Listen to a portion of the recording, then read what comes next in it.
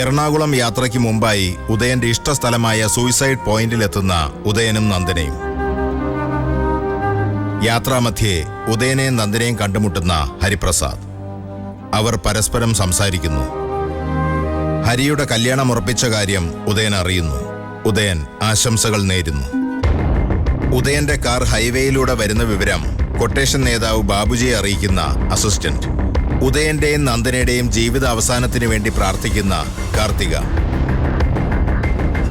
ഉദയനെയും നന്ദനയും വകവരുത്തിയെന്ന ബാബുജിയുടെ phone കോളിന് കാത്തിരിക്കുന്ന പ്രതാപവർമ്മയും കൂട്ടരും. അതേ ഫോൺ കോളിനായി ആകാംക്ഷയോടെ കാത്തിരിക്കുന്ന യതീന്ദ്രനും കാർത്തികയും. ഉദയനും നന്ദനയും കൊല്ലപ്പെട്ടെന്ന വാർത്ത പ്രതാപവർമ്മയെ അറിയിക്കുന്ന ബാബുജി. പ്രതാപവർമ്മയ്ക്കും കൂട്ടർക്കും സന്തോഷം. യതീന്ദ്രനും കാർത്തികയും ഹോസ്പിറ്റലിലെത്തുന്നു. പ്രതാപവർമ്മയുടെയും രഘുനാഥിന്റെയും വരവിൽ യതീന്ദ്രനും കാർത്തികയ്ക്കും സംശയം. ഇനി തുടർന്ന് കാണുക.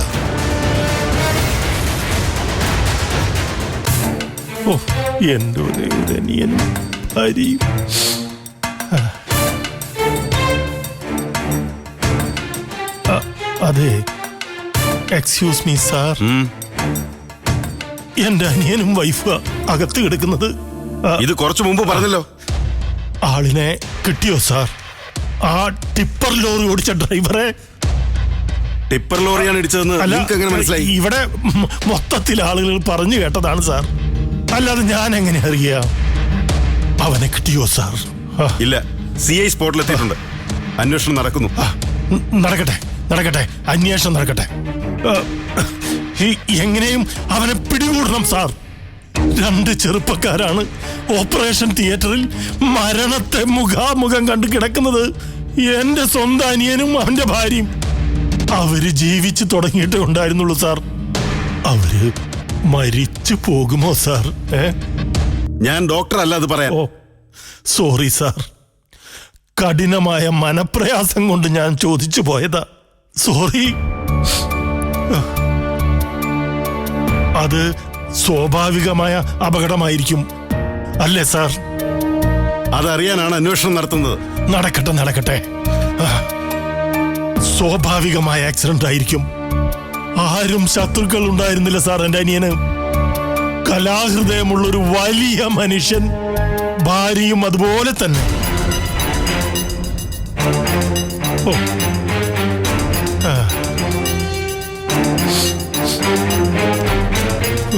വിധി, ഈശ്വര, എനിക്കിത് സഹിക്കാൻ പറ്റുന്നില്ല. വിവരറിയിക്കണ്ടേ ഈശ്വര? ടിപ്പർ ലോറിയല്ലേ ഇടിച്ചത്? ഡോക്ടർ എന്തായി ഡോക്ടർ? സോറി, മാക്സിമം ട്രൈ ചെയ്ത് നോക്കി. ഹെവി ഇഞ്ചുറി ആയതുകൊണ്ട് രക്ഷപ്പെടുത്താൻ കഴിഞ്ഞില്ല. ഡോക്ടർ, അപ്പോ ഹസ്ബൻഡും വൈഫും 2 പേരും പോയി. My condolence. റോഡ് ആക്സിഡന്റ് ആയതുകൊണ്ട് നിയമപരമായ ചില പ്രൊസീജിയേഴ്സ് ഒക്കെ ഉണ്ട് സർ. ശരി ഡോക്ടർ. യതീന്ദ്ര, പോയല്ലോടാ നമ്മളെ വിട്ട് നമ്മുടെ മുത്ത്.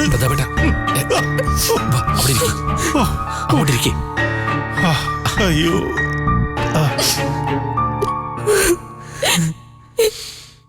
ഇതിനായിരുന്നു നന്ദനെ യാത്ര ചോദിച്ചിട്ട് പോയത്. എനിക്ക് സഹിക്കാൻ വയ്യ. എവിടെ പോയാലും മിണ്ടാതെ പോകുന്നവരാ പ്രതാപേട്ട. ഇന്ന് പക്ഷെ എന്നോട് യതിയേട്ടനോട് പ്രത്യേകം പറഞ്ഞിട്ടാ പോയത്. നാടകം കാണാൻ എറണാകുളത്തേക്ക് എന്നെയും ക്ഷണിച്ചിരുന്നതാ കുഞ്ഞ്. നാടകത്തിന് പകരം ഞാൻ കാണാൻ പോകുന്നത് എന്റെ വടക്കുന്നാഥാ. എങ്ങനെ ഞാനിത് അവളോട് പറയോടാ? എനിക്ക് താങ്ങാൻ പറ്റുന്നില്ല. പിന്നെയല്ലേ വിദ്യാഭാരതിക്ക്. അവളെ തകർന്നു പോവും. അവര് നമ്മളെ വിട്ട് പോയില്ലേ? നമ്മൾ എന്ത് ചെയ്യാൻ? നിങ്ങളെങ്ങനെ കരയാതെ?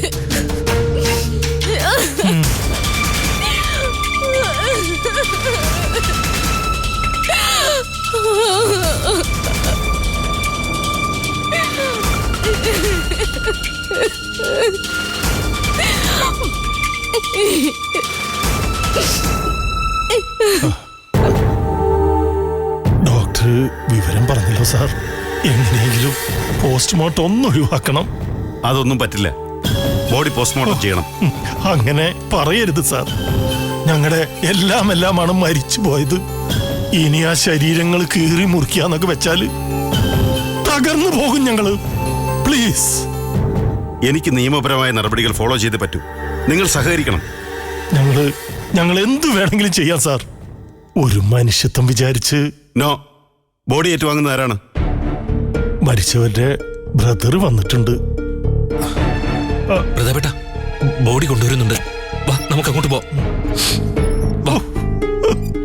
അയ്യോ ഈശ്വരാ. അയ്യോ എതിയേട്ടാ, എനിക്കിത് കാണാൻ വയ്യേ. അയ്യോ എന്തായാലും എനിക്ക് ആദ്യം കാണണം. ഒന്ന് പൊക്കി കാണിച്ച പെട്ടെന്ന്. അയ്യോ.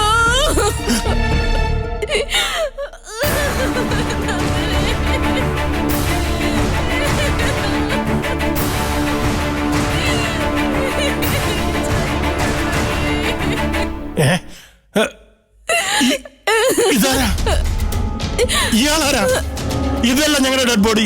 ഇതല്ല ഞങ്ങൾക്ക് വേണ്ട ഡെഡ് ബോഡി. കാറപകടത്തിൽ മരിച്ചതല്ലേ? അതെ, ആ ആള് തന്നെയാ ഇത്. എന്ന് പറഞ്ഞാൽ എങ്ങനെയാ? അതെങ്ങനെ ശരിയാവും?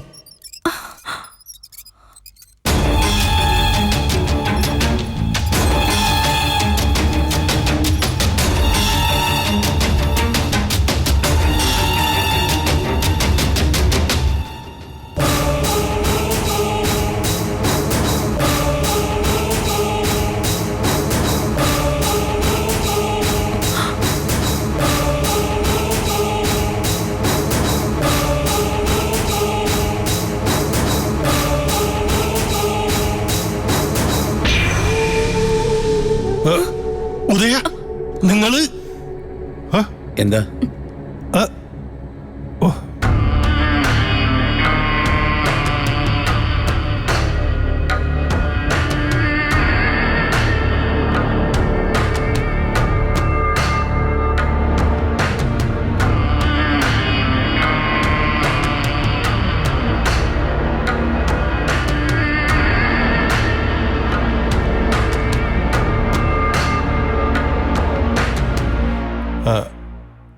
ഉദയ, ആക്സിഡന്റ് വിവരം അറിഞ്ഞാണോ എല്ലാരും വന്നത്? അതെ. അപ്പോ ഉദയ, നിന്റെ കാറല്ലേ അപകടത്തിൽപ്പെട്ടത്? എന്റെ കാർ തന്നെ. അപ്പം മരിച്ചതോ ഏട്ടാ? വർക്ക്ഷോപ്പിലെ മെക്കാനിക്കാ കൂടെ ഉണ്ടായിരുന്ന അയാളെ വൈഫ്. എനിക്ക് ഒന്നും അങ്ങോട്ട് ക്ലിയർ ആവണില്ല. എന്താ ഉദയ സംഭവിച്ചത്? നിന്റെ കാറിന് ആക്സിഡന്റ്, പക്ഷെ മരിച്ചത് വേറെ 2 പേര്. എന്തോ ഉദയ യഥാർത്ഥത്തിൽ ഉണ്ടായത്? ഞങ്ങൾ എറണാകുളത്തേക്ക് തിരിക്കാൻ ലേറ്റായി. ഏകദേശം ഒരു 6 മണിയായി കാണും. ടോൾ ബൂത്തിനടുത്തുള്ള പള്ളി കഴിഞ്ഞപ്പോൾ കാറിന് എന്തോ ഒരു മിസ്സിംഗ് ഫീൽ ചെയ്തു.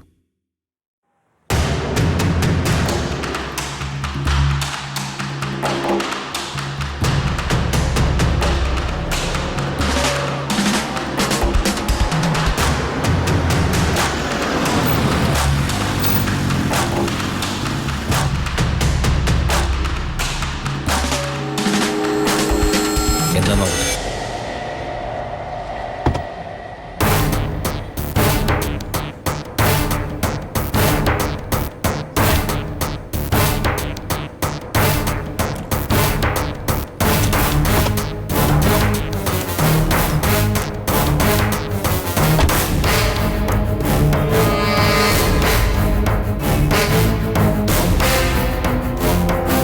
എന്തോ പ്രശ്നമുണ്ട് തോന്നുന്നു.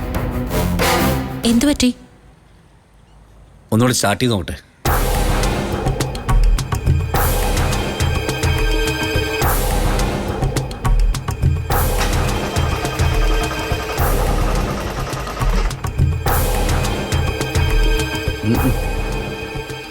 എന്താ ചെയ്യ?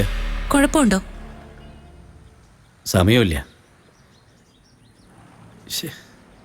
ഇപ്പൊ തന്നെ ലേറ്റായി. അടുത്ത വർക്ക്ഷോപ്പ് ഉണ്ടാവില്ലേ? ഞാൻ മെക്കാനിക്കൊന്ന് വിളിച്ചോട്ടെ.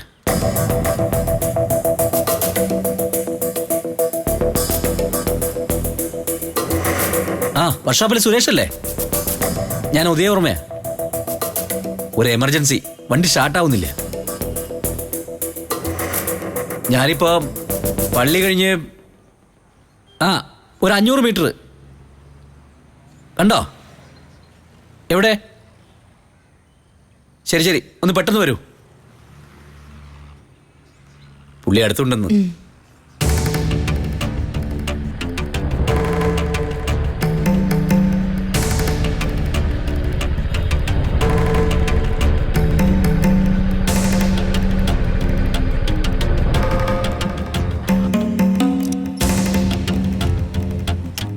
ഇവിടെ നിൽക്ക്. എന്ത് പറ്റി സാറേ? ഡ്രൈവ് ചെയ്ത് വരായിരുന്നു, പെട്ടെന്ന് വണ്ടി നിന്നു. ഞാനൊന്ന് നോക്കട്ടെ.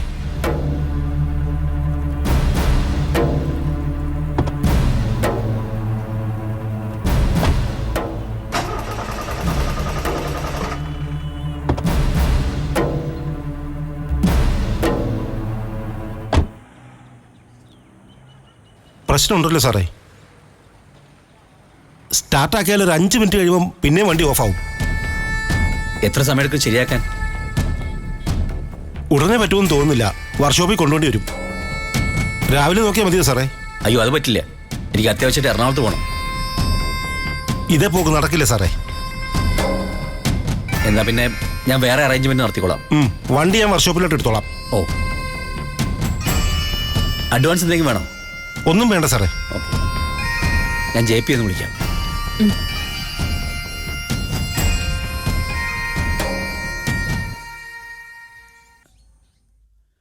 വർക്ക്ഷോപ്പിലെത്താൻ അവിടുന്ന് 20 മിനിറ്റ്സ് ഡ്രൈവ് ഉണ്ടാവും.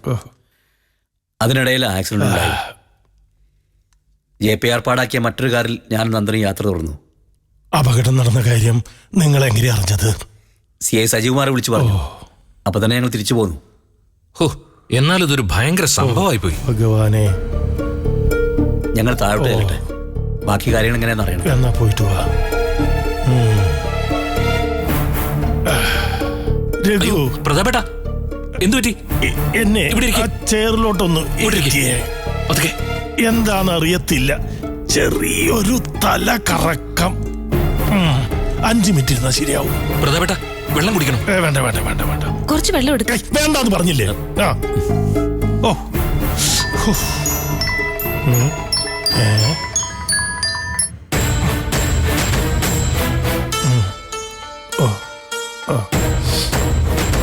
ഹലോ,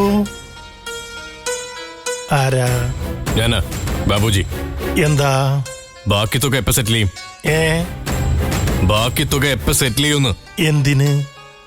ഏൽപ്പിച്ച പണി വിജയകരമായി തീർത്തില്ലേ? ഭാര്യയും ഭർത്താവും ക്ലോസ് ആയി. പണം എപ്പ തീർത്തു തരുമെന്ന്? പോടാ പോത്തെ. ഓ,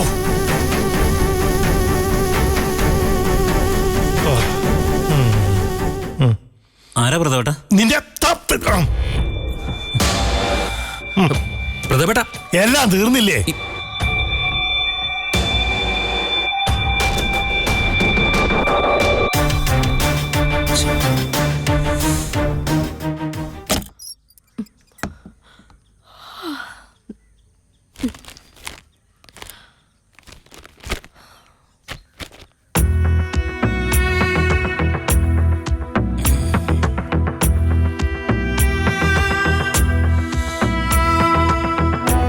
ചായട്ടില്ലേ കാർത്തികേ? അടുക്കള കയറാൻ പോകുന്നേ ഉള്ളൂ.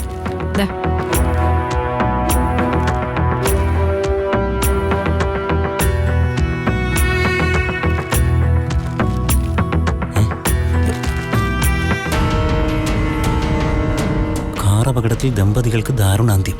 കാർത്തികേ, കാർത്തികേ, എന്താ ഇത് കണ്ടോ?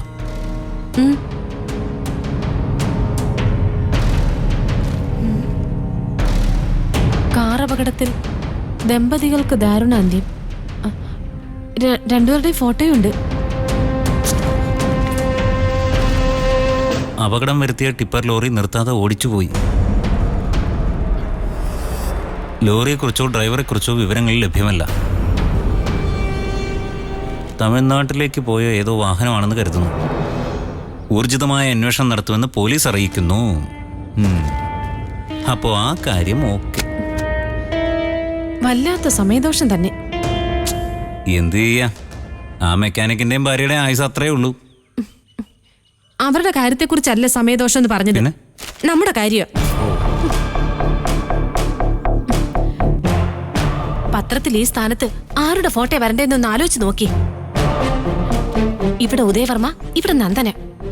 അതിന് പകരം ഇരകളായത് ഏതോ പാവങ്ങള്. നമ്മളിപ്പോ എന്ത് ചെയ്യാനാ? നറുക്ക് വീണത് ആ പാവങ്ങൾക്കായിപ്പോയി. ഏതിയേട്ടനിപ്പോ സമാധാനമായി കാണുമെന്ന് എനിക്കറിയാം. ഇന്നലെ സന്ധ്യക്ക് വിളക്ക് വെച്ചപ്പോ മനസ്സ് മാറി പ്രാർത്ഥിച്ച ആളല്ലേ. അമ്പലത്തിൽ നിങ്ങൾ എന്തെങ്കിലും വഴിപാട് നേർന്നു കാണും, ചേട്ടനെ ചേട്ടത്തിയമ്മയെ രക്ഷിക്കണേന്ന്. അതാ കഥയിൽ ഇപ്പൊ മാറ്റം വന്നത്.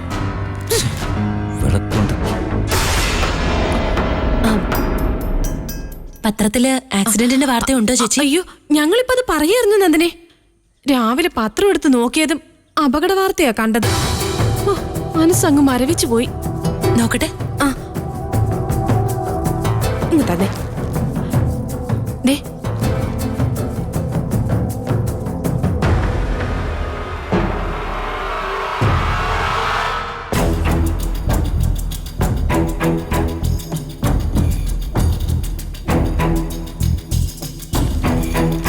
വല്ലാത്ത ട്രാജഡി ആയിപ്പോയി. ഞാനും അതാ ഓർത്തത്. പക്ഷേ മറ്റൊരു കാര്യം ആലോചിച്ചപ്പോ എന്റെ ശ്വാസം നിലച്ചു പോയി. ഒരുപക്ഷെ ആ നേരത്ത് കാറിൽ നിങ്ങളായിരുന്നെങ്കിലോ? ഓ, അതോർത്തിട്ട് എന്റെ തല പെരുക്കുന്നു. ഇങ്ങ് വന്നേ. ഹെതിയേട്ടന്റെ ഇരിപ്പ് കണ്ടില്ലേ? പാവം, ശബ്ദിക്കാൻ വയ്യാണ്ടിരിക്കുക. ഞാൻ ചായ ഇടാന്ന് പറഞ്ഞപ്പോ വേണ്ടെന്നാ പറഞ്ഞത്. രാവിലെ ഉദയേട്ടനെ വിളിച്ചോണ്ട് നന്ദന അമ്പലത്തിൽ പോണം. 2 പേരുടെ പേരിൽ ഓരോ ഭാഗ്യസൂക്താർച്ചന നടത്തണം. ദേവിയോട് നന്ദന നന്ദി പറയണം. മറക്കല്ലേ നന്ദനെ?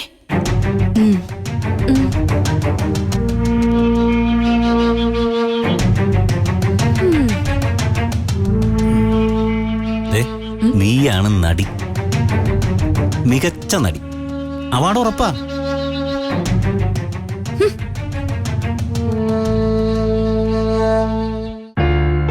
അപകടത്തെപ്പറ്റി കൂടുതൽ വിവരങ്ങൾ ഇനിയും ലഭിച്ചിട്ടില്ല.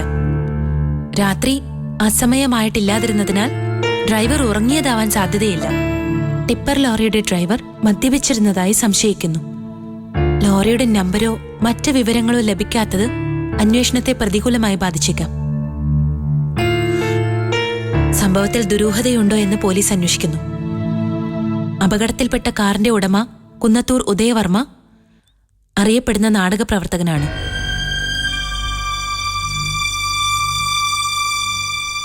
മരണമടഞ്ഞ മോട്ടോർ മെക്കാനിക് സുരേഷ് ബാബുവിന്റെയും ഭാര്യ മിനിയുടെയും മൃതദേഹങ്ങൾ അനന്തര നടപടികൾക്ക് ശേഷം വീട്ടുവളപ്പിൽ സംസ്കരിക്കും.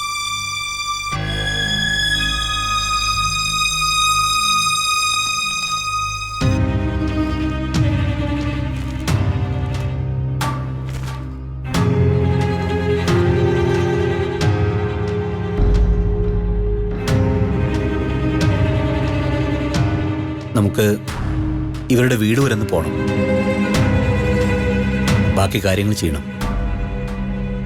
ആ കുടുംബത്തിന് അർഹമായ സഹായങ്ങൾ കൊടുക്കണം. ബന്ധുക്കളുമായി ആലോചിച്ച് അർഹതയുള്ള ആരെങ്കിലും ഫാമിലിയിലുണ്ടെങ്കിൽ നമ്മുടെ ഏതെങ്കിലും സ്ഥാപനത്തിൽ ജോലി കൊടുക്കാം.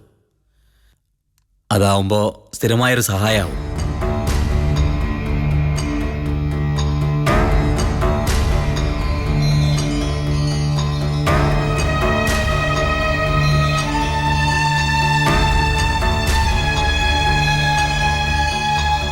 താനെന്താ ആലോചിക്കുന്നത്?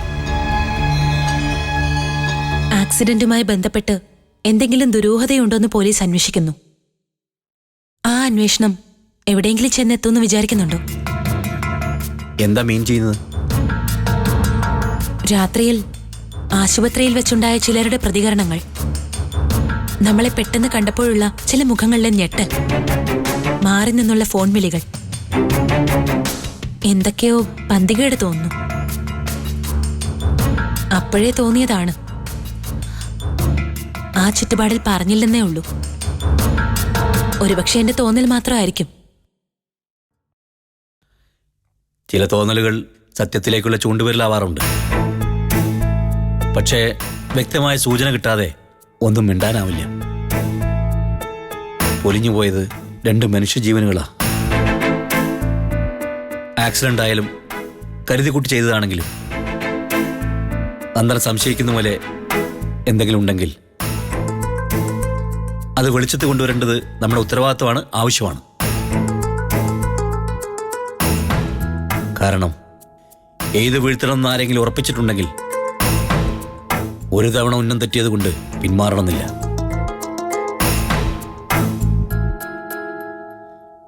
മരണഭയം ഉണ്ടായിട്ടല്ല, കൂടെയുള്ള ആൾ രക്ഷപ്പെടണം, അതേ ഉള്ളൂ എനിക്ക്. അതിനുവേണ്ടി എന്റെ ജീവൻ വേണമെങ്കിൽ ഞാൻ